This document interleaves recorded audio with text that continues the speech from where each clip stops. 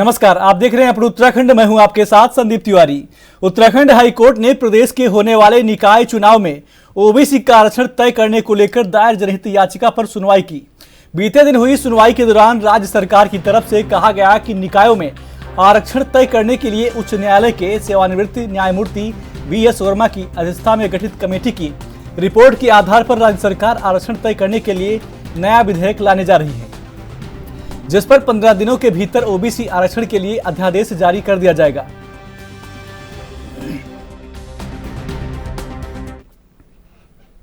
उत्तराखंड की खेल मंत्री रेखा आर्य ने केंद्रीय युवा मामले और खेल मंत्री मनसुख मंडाविया से बीते दिन शिष्टाचार भेंट कर शुभकामनाएं दी। रेखा आर्य ने इस भेंट के दौरान देवभूमि उत्तराखंड में आयोजित होने वाले राष्ट्रीय खेलों का शेड्यूल तय करने हेतु केंद्रीय मंत्री का आभार प्रकट किया और उन्हें प्रदेश आगमन का न्योता भी दिया। इस मुलाकात के दौरान कैबिनेट मंत्री रेखा आर्य ने केंद्रीय खेल मंत्री का राष्ट्रीय खेलों के लिए गेम्स टेक्निकल कंडक्ट कमेटी का गठन करने के लिए धन्यवाद भी किया। इसके अतिरिक्त उन्होंने केंद्रीय मंत्री मंडाविया को देहरादून में आयोजित होने जा रहे युवा महोत्सव के लिए आमंत्रित किया। रेखा आर्य ने आशा व्यक्त की कि केंद्रीय मंत्री जल्द ही देवभूमि का दौरा करेंगे और हम सभी को अपने मार्गदर्शन से लाभान्वित करेंगे।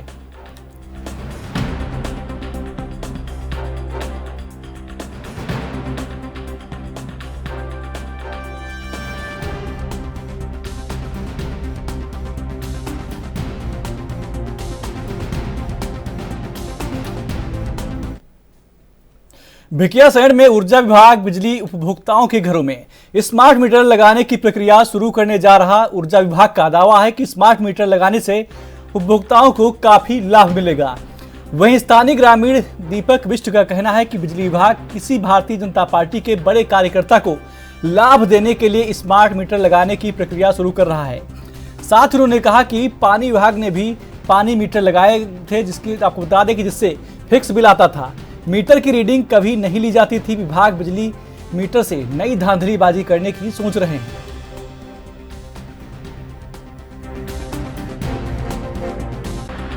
फायदा तो साहब क्या मिलना है इनका, कोई बीजेपी वालों का कोई कार्यकर्ता बेरोजगार हो रखा हो, उसके लिए रोजगार ढूंढ रहे हैं। किसी कोई बड़ा बेरोजगार होगा, बड़ा पद वाला बेरोजगार होगा, उसके लिए रोजगार ढूंढा जा रहा है। इससे पहले पानी के भी मीटर लगे थे और मीटर पानी का उसमें हर महीने सिर्फ एक ही बिल आता है। अगर 230 रुपये आ रहा है तो हर महीने 230 ही आता है। मीटर की रीडिंग आज तक नहीं ली जाती है। पता नहीं अब ये बिजली के मीटरों में क्या धांधलेबाजी नहीं करने की सोच रहे हैं, उसका कुछ कह नहीं सकते। उत्तराखंड राज्य स्थापना दिवस की पूर्व संध्या पर देहरादून के बन्नू स्कूल के ग्राउंड में आयोजित स्वच्छता अभियान कार्यक्रम का आयोजन किया गया। इस अवसर पर मुख्यमंत्री पुष्कर सिंह धामी ने बतौर मुख्य अतिथि शिरकत की। मुख्यमंत्री ने मैदान में फैले गंदगी को साफ कर स्वच्छता का संदेश दिया। साथ ही लोगों से भी स्वच्छता बनाए रखने की अपील की। मुख्यमंत्री ने QR कोड आधारित शिकायत सिस्टम की भी इस दौरान शुरुआत की। वहीं इस अवसर पर मुख्यमंत्री ने देहरादून नगर निगम के अंतर्गत स्ट्रीट लाइट की शिकायत के लिए बनाए गए QR स्कैनर का शुभारंभ भी किया। यह स्कैनर देहरादून नगर निगम के अंतर्गत लगी स्ट्रीट लाइट के खंभों पर लगाया जाएगा। स्ट्रीट लाइट खराब होने पर कोई भी व्यक्ति इसे स्कैन कर शिकायत दर्ज कर सकता है। राज्य स्थापना दिवस की आज पूर्व संध्या है। एक दिन पहले हम सब लोगों ने हमारे प्रधानमंत्री आदरणीय मोदी जी के नेतृत्व में पूरे देश के अंदर स्वच्छ भारत अभियान चला था और उसके 10 वर्ष पूरे हुए। निरंतरता से देश स्वच्छता की ओर आगे बढ़ा है और हमारा राज्य पर्यटन की दृष्टि से, श्रद्धालुओं की दृष्टि से, तीर्थ यात्रा की दृष्टि से पूरे देश दुनिया के लोग यहाँ आते हैं। इसलिए हमारे राज्य में स्वच्छता होना बहुत जरूरी है और हमारे प्रधानमंत्री जी ने जो कहा है कि 21वीं सदी का तीसरा दशक उत्तराखंड का दशक होगा, उस दिशा में हम तेजी से आगे बढ़ रहे हैं। हर क्षेत्र में आज उत्तराखंड अपने मुकाम की ओर आगे बढ़ रहा है, लक्ष्य की ओर आगे बढ़ रहा है और कल से हम 24 साल पूरे करके 25वें साल में जा रहे हैं। इसलिए सभी लोग इस स्वच्छता के अभियान में भी सहभागी बने। आज का पूरा दिन, क्योंकि हमने हमारे यहाँ जो आज से 5 दिन पहले एक बहुत दुखद दुर्घटना हुई थी अल्मोड़ा के मतुला के पास, इसमें 36 हमारे बीच के हमारे भाई बहन बच्चे दिवंगत हो गए, हमारे बीच में नहीं रहे। तो आज सभी जगह एक श्रमदान का कार्यक्रम और स्वच्छता का अभियान चलाया है। भगवान उनकी आत्मा को भी शांति दे और अपने परिजनों में स्थान दे। अपने पारिवारिक जनों को जो आघात पहुंचा है, कष्ट हुआ है, उनको इस कष्ट को सहने की शक्ति प्रदान करे और जो घायल हैं वो जल्दी स्वस्थ हों। साथ ही हमारा राज्य तेजी से आगे बढ़े और भीमताल में नगर निकाय चुनाव को लेकर नगर पालिका ने पूरी तैयारी कर ली है, लेकिन अभी तक प्रदेश सरकार द्वारा इस चुनाव की तिथि घोषित नहीं की गई है। पहली बार नगर पंचायत से बनी नगर पालिका के चुनाव को लेकर भीमताल की जनता उत्साहित है। लगभग नगर पालिका भीमताल का क्षेत्रफल 19 वर्ग किलोमीटर का है। वहीं 10,000 के लगभग यहाँ पर मतदाता हैं। वहीं मतदान केंद्र 9 हैं, वहाँ मतदान स्थल 10 हैं। वहीं 9 वार्ड हैं। आपको बता दें कि नगर पालिका द्वारा यहाँ पर पूरी तैयारी कर ली गई है। वहीं विपक्षी दल के प्रतिनिधियों का कहना है कि राज्य सरकार नगर निकाय चुनाव करने में देरी कर रही है, क्योंकि इससे पहले भी वह उत्तराखंड में कई उपचुनाव में हार चुकी है। इस कारण राज्य सरकार चुनाव कराने में विफल साबित हो रही है।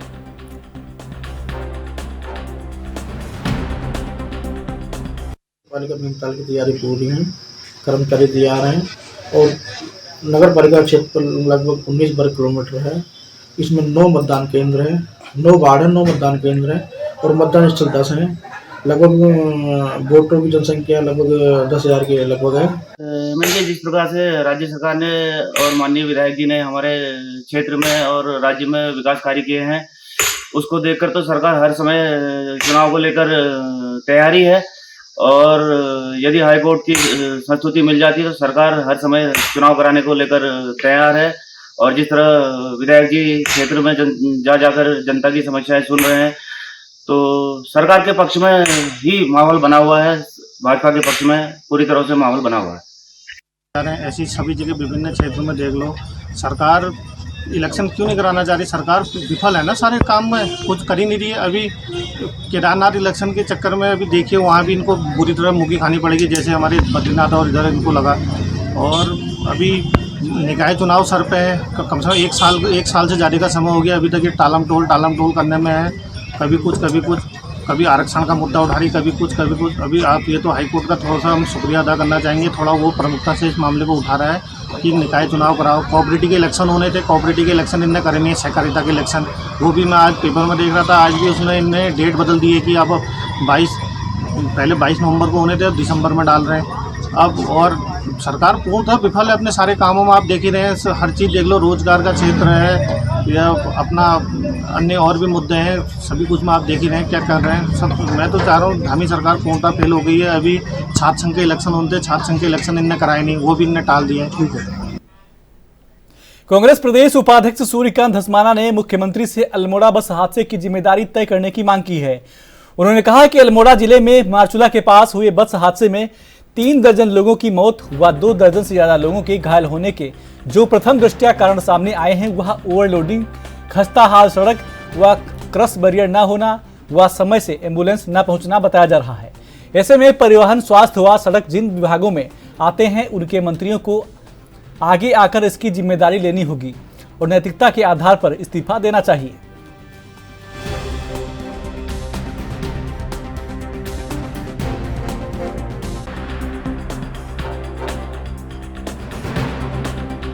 देखिए, अल्मोड़ा का जो बस हादसा है उसमें 36 जानें चली गई और 2 दर्जन से ज़्यादा लोग घायल हो गए। जो प्रथम दृष्टा 3 चीज़ें सामने आ रही हैं। इस हादसे में मरने वालों की स्थिति जो हुई है, 36 लोग मर गए। क्या कारण था?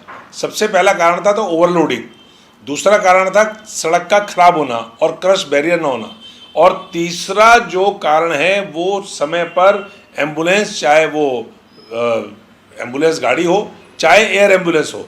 हमें पूछना चाहते हैं कि संजीवनी जो प्रधानमंत्री जी ने इतना ढिंडोरा पीटा गया, इतना प्रचार किया गया, कहाँ गई वो एयर एम्बुलेंस? क्यों नहीं पहुंची समय पर?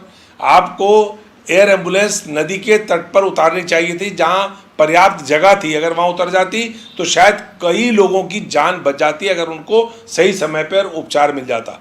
परिवहन विभाग, क्योंकि ओवरलोडिंग था, ओवरलोडिंग को किसी ने चेक नहीं किया, तो ओवरलोडिंग अगर हुई है और बसों की व्यवस्था पहाड़ में यातायात के लिए नहीं है, तो इसके लिए परिवहन विभाग जिम्मेदार है। सड़क खराब है, सड़क में गड्ढे हैं, उसके लिए तो हम लगातार आंदोलन चला ही रहे हैं। लेकिन आज इस सड़क दुर्घटना में जो सामने सरकार की पोल खुली है, गड्ढा मुक्त बोलते बोलते सरकार के प्रवक्ता, सरकार के मुख्यमंत्री और सारे अधिकारी थके नहीं है गड्ढा मुक्त कहते हुए। लेकिन गड्ढों के कारण एक बस पलट गई और लोगों की जान चली गई। मैं समझता हूँ 3 विभाग, सड़क का विभाग, स्वास्थ्य विभाग और परिवहन विभाग, 3 विभाग, मुख्यमंत्री जी को जिम्मेदारी तय करनी चाहिए। जिम्मेदारी तय करके उन विभागों के जो जिम्मेदार हैं, और जिम्मेदार का मतलब ARTO नहीं होता, जिम्मेदार का मतलब कोई JE AE सुपरिटेंडिंग इंजीनियर नहीं होता, जिम्मेदार का मतलब कोई CMO या कोई डॉक्टर नहीं होता। जिम्मेदार का मतलब होता है मंत्री। कोई डॉक्टर को वोट नहीं देता, कोई JE AE सुपरिटेंडिंग इंजीनियर को वोट नहीं देता, कोई ARTO और RTO को वोट नहीं देता। लोग आपको जनप्रतिनिधि चुनते हैं, आप तब मंत्री बनते हैं, आप विभाग के जिम्मेदार हैं।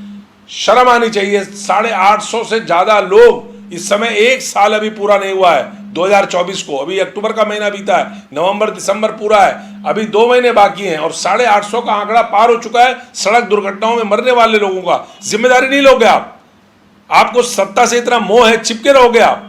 इतने लोगों की जान चलेगी, लोगों के घरों में चूल्हे नहीं जल रहे हैं, लोगों के घरों का सारा चला गया। जवान लड़के 22 साल, 24 साल, 26 साल के मर गए, बच्चे मर गए, और आप आराम से केवल जाकर के फोटो खिंचवा लेंगे कि साहब हम मिलकर के आ गए, हमने ये आश्वासन दे दिया, 4 लाख 5 लाख रुपया दे दिया। इससे काम नहीं चलने वाला। जिम्मेदार लोगों को, जो इन विभागों के मंत्री हैं, उनको इस्तीफा देना चाहिए। कांग्रेस की मांग है कि सरकार में जिम्मेदारी तय हो और जो इन विभाग। खबरों में आगे बढ़ते हैं। देहरादून शहर में स्ट्रीट लाइट हमेशा से एक बड़ी परेशानी रही है। ऐसी कई स्ट्रीट लाइटें हैं जो बीते कई समय से पूरी तरह ठप पड़ी हैं, जिसका संज्ञान लेकर देहरादून के जिलाधिकारी सविन बंसल ने पिछले दिनों नगर निगम की दर्जनों टीमों को धरातल पर उतारकर स्ट्रीट लाइट्स की मरम्मत का जिम्मा सौंपा था। वहीं इन सभी टीमों ने मिलकर 12 दिन में 12,000 से ज्यादा स्ट्रीट लाइट की मरम्मत की है और बाकी बची हुई लाइट्स के चिन्हीकरण भी प्रक्रिया शुरू कर दी गई है।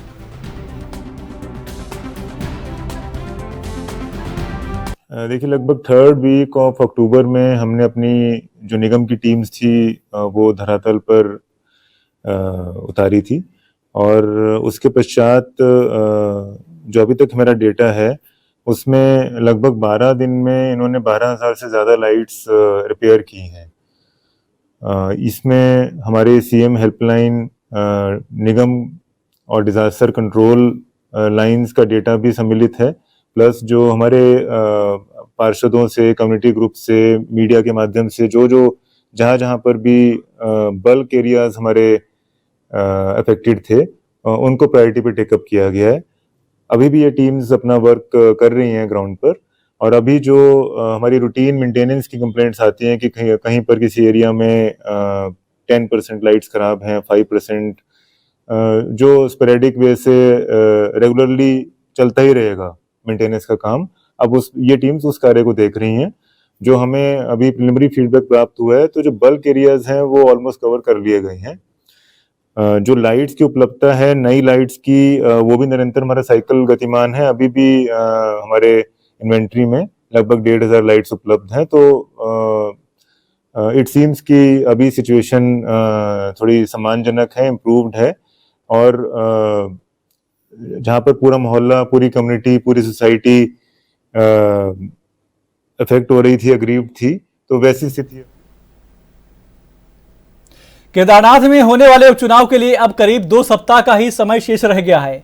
इसको देखते हुए भारतीय जनता पार्टी ने केदारनाथ में स्टार प्रचारकों के कार्यक्रम बड़े स्तर पर करने का फैसला लिया है। राज्य के मुख्यमंत्री पुष्कर सिंह धामी से लेकर पार्टी के वरिष्ठ नेताओं के कार्यक्रम केदारनाथ में आयोजित किए जाएंगे। भाजपा प्रदेश प्रवक्ता कमलेश रमन ने बताया कि मुख्यमंत्री पुष्कर सिंह धामी के साथ ही पार्टी के अन्य वरिष्ठ नेता जल्द ही केदारनाथ में प्रचार प्रसार करेंगे। इसके लिए कार्यक्रम की रूपरेखा भी तैयार की जा रही है। आपको बता दें कि केदारनाथ में 20 नवंबर को मतदान होना है, जबकि 23 नवंबर को परिणाम घोषित किए जाएंगे।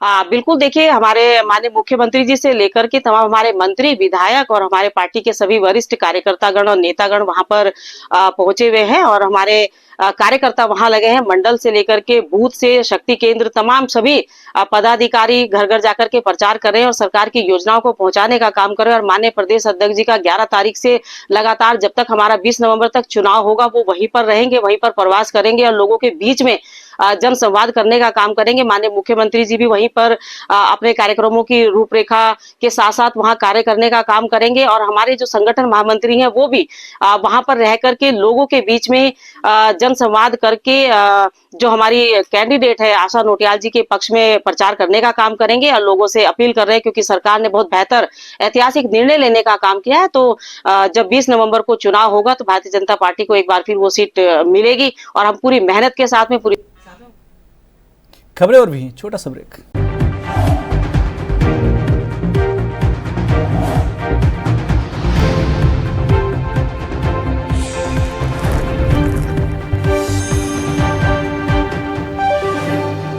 ब्रेक के बाद स्वागत है आपका। खबरों में आगे बढ़ते हैं।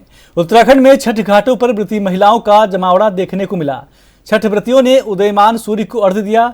पहाड़ से मैदान तक श्रद्धालुओं ने उगते सूर्य को अर्घ्य देकर सुख समृद्धि की कामना की। उगते सूर्य को अर्घ्य देने के साथ ही 4 दिवसीय छठ महापर्व का समापन हो गया। महिलाओं ने छठी मैया की पूजा कर सूर्य देवता की आरती की। चारों ओर छठी मैया और सूर्य देवता के जयकारों की गूंज रही। छठ पूजा के लिए सुबह से ही देवभूमि के घाटों पर दीपों का आपको बता दें कि दीपों की रोशनी देखने को मिली। इसके साथ ही उगते हुए सूर्य को अर्घ्य देने के बाद व्रतियों ने घर पहुंचकर कुल देवता की पूजा की। उसके बाद प्रसाद खाकर 36 घंटे का निर्जला उपवास पूरा किया।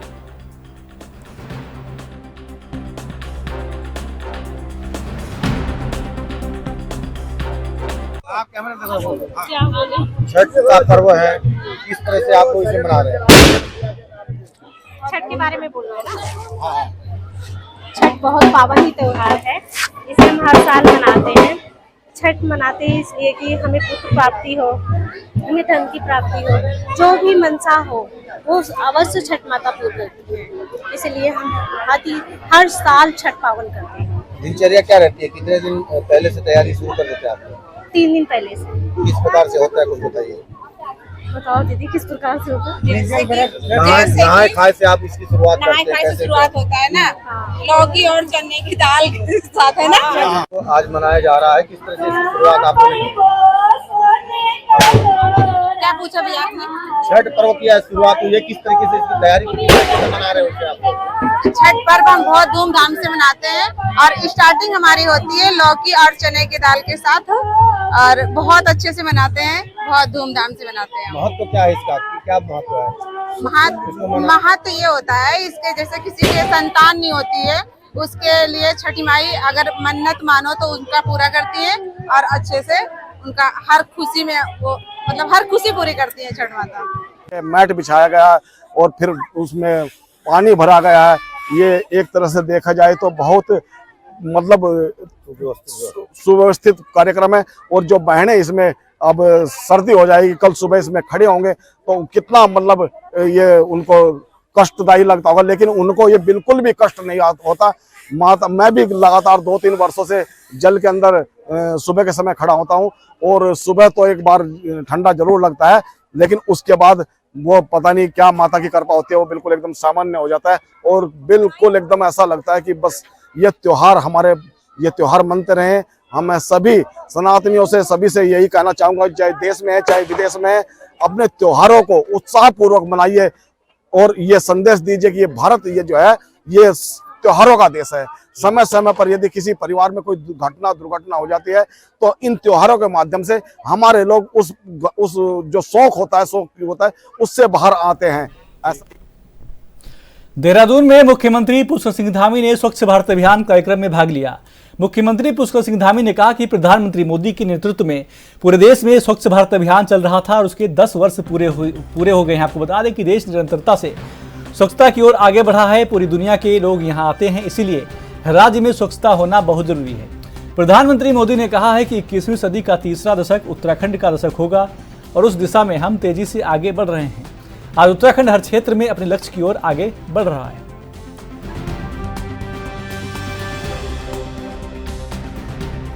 स्थापना दिवस की आज पूर्व संध्या है। एक दिन पहले हम सब लोगों ने हमारे प्रधानमंत्री आदरणीय मोदी जी के नेतृत्व में पूरे देश के अंदर स्वच्छ भारत अभियान चला था और उसके 10 वर्ष पूरे हुए हैं।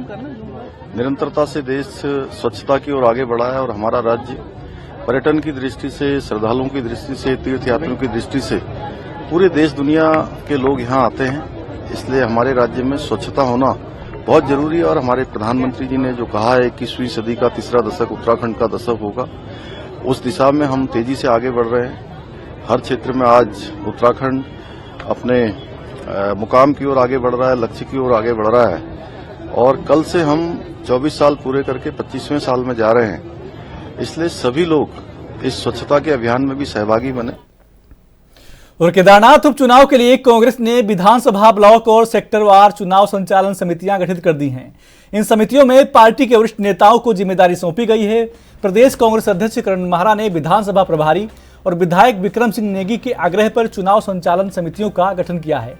विधायक लखपत सिंह बुटोला को चोपता ब्लॉक, पूर्व विधायक ओम गोपाल राउत को अगस्त मुनि और पूर्व विधायक ललित फसोड़ी को ऊखीमठ ब्लॉक की जिम्मेदारी सौंपी गई है। कांग्रेस प्रदेश अध्यक्ष ने विधानसभा ब्लॉक संचालन समिति और सेक्टर प्रभारियों को कहा है कि शीघ्र केदारनाथ विधानसभा पहुंचकर पार्टी नेताओं और कार्यकर्ताओं से समन्वय स्थापित कर पार्टी प्रत्याशी की जीत के लिए काम करें।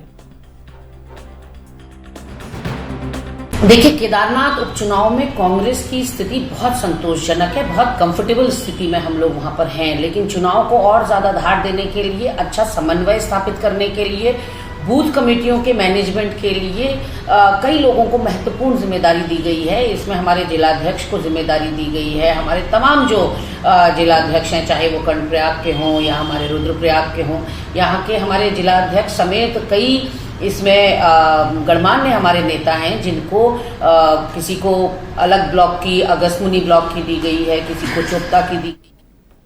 राज्य के विकास के लिए धामी सरकार उत्तराखंड प्रवासियों से सहयोग लेने पर जोर दे रही है। इसके तहत राजधानी देहरादून के दून विश्वविद्यालय में प्रवासी उत्तराखंडी सम्मेलन का आयोजन किया गया, जिसमें मुख्य अतिथि के तौर पर सूबे के मुख्यमंत्री पुष्कर सिंह धामी ने दीप प्रज्वलित कर कार्यक्रम का शुभारंभ किया। इस मौके पर कई प्रदेशों से आए, आपको बता दें कि उत्तराखंड के लोग जो कि कई क्षेत्रों में विशेष मुकाम हासिल कर चुके हैं, आपको बता दें कि उनकी प्रतिभा राज्य सरकार का प्रयास है कि उत्तराखंड के प्रवासियों का राज्य के विकास के लिए सहयोग लिया जाए। साथ ही आपको बता दें कि उनको अपनी मातृभूमि से जुड़ाव के लिए प्रवासियों को हर संभव सहयोग दिया जाए। उत्तराखंड के प्रवासियों ने देश दुनिया में अपने काम पर बल दिया है और अपनी अलग पहचान बनाई है। ऐसे में देश दुनिया में रहने वाले सभी उत्तराखंड वासियों से सरकार का संपर्क होना चाहिए ताकि हम उनके हर सुख दुख में भागीदार बने। मुझे लगता है ये बहुत अच्छी पहल है और आप जैसे आपको मालूम है कि देश और दुनिया में हमारे उत्तराखंड के लोग बहुत ही महत्वपूर्ण स्थानों पर अपना योगदान दे रहे हैं।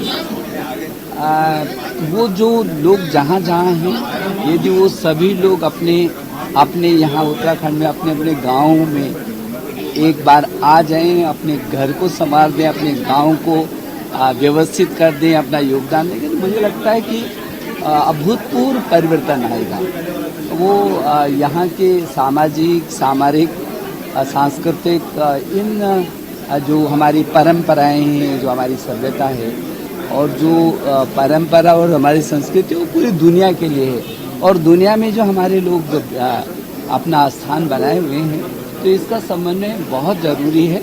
और मैं सब लोगों को शुभकामना देने के लिए आया हूँ कि वो आए, उनका ये उत्तराखंड है और वो अपने उत्तराखंड में आ करके इस उत्तराखंड के विकास में अपना योगदान दे और गाँव से जुड़े, अपने जड़ों से। जब कोई हटता है तब वो कटी हुई पतंग की तरह वो आसमान में उड़ तो रहा है, लेकिन वो कहाँ गिरेगा उसको भी पता नहीं होता, क्योंकि जड़ों से विमुख हो गया होता है। तो वो अपनी जड़ों से जुड़े रहें, हम ऐसी शुभकामनाएं। किस तरीके से लगा एक प्रवासी उत्तराखंड सम्मेलन? आज मैं अपनी जन्मभूमि में हूँ। मेरी पैदाइश यहीं देहरादून करणपुर की है और बहुत पुरानी बातें याद आ रही है और मैं माननीय मुख्यमंत्री जी का बहुत आभार व्यक्त करती हूँ जिन्होंने प्रवासी उत्तराखंडियों को बुलाकर ये सम्मेलन किया। और उत्तराखंड में जो पैदा हुआ है, हम लोगों के लिए शिक्षा भी बड़ा कठिन है, जीवन यापन भी बड़ा कठिन है, रोजगार भी बड़ा कठिन है, लेकिन आज देश में डंका उत्तराखंडियों का ही बज रहा है।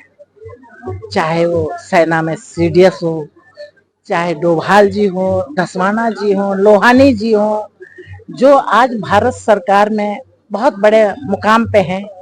और आज मैं भी उत्तराखंड से बाहर निकल के पहली भारतवर्ष की पहली महापौर हूँ, उत्तराखंडी महापौर बनने का सौभाग्य मिला है। और आप लोगों का बड़ा स्नेह रहा, बड़ा खुद, 3 हमारे विधायक भी बने हैं और मैं चाहती हूँ विस्तार होता जाए। अधिकारी तो हमारे बहुत है, लेकिन राजनीति में भी हम लोगों का बहुत बड़ा विस्तार हो रहा है। सर, प्रवासी उत्तराखंड सम्मेलन में आज आपने प्रतिभाग किया, किस रूप में देखते हैं? और एक पहल जो है प्रदेश सरकार ने की है, तो कहीं ना कहीं एक जागरूकता जरूर आएगी। जरूर। मैं तो ये कहूँगा कि आज ये बहुत ही शुभ दिन है, बड़ा ऐतिहासिक दिन है। और वैसे भी अब 2 दिनों के बाद हम लोग रजत जयंती उत्तराखंड की मनाने जा रहे हैं। मुझे लगता है कि आज जो जुड़ाव पैदा हुआ और जो विभिन्न प्रदेशों में उत्तराखंडी जो रहते हैं, वो जो आज आए, एक दूसरे से उन्होंने मुलाकात की और एक संवाद स्थापित हुआ। और सबसे बड़ी बात यह है कि जो आज माननीय मुख्यमंत्री जी के द्वारा घोषणा की गई कि आप अपना एक विलेज अडॉप्ट करें और उस विलेज में आप जाकर के जो भी आपने एक्सपर्टीज बाहर हासिल की है, उस एक्सपर्टीज को आप कैसे लौटा सकते हैं, उसका कैसा उपयोग कर सकते हैं, वो अपने गांव में जाकर के लोगों से बात करें, संवाद करें। ये एक बहुत बड़ी अच्छी पहल। और मुझे लगता है कि हर उत्तराखंडी को अपना गांव और या बगल के गांव जहां पर भी वो काम करना चाहते हैं वो अडॉप्ट करना चाहिए, उसकी घोषणा करनी चाहिए। और इससे न केवल उनको एक ये संतुष्टि प्राप्त होगी कि उन्होंने जो अपने जीवन में जो उपलब्धि हासिल की है उसको वो उत्तराखंड को भी लौटा रहे हैं, और साथ ही जो उत्तराखंड के लोग हैं, जो गांव हैं, उन गांवों को भी इससे काफी समृद्धि मिलेगी और एक प्रगति पूरे उत्तराखंड की होगी। तो मुझे लगता है कि ये एक बहुत ही महत्वपूर्ण पहल है। बस इतना ही। नमस्कार।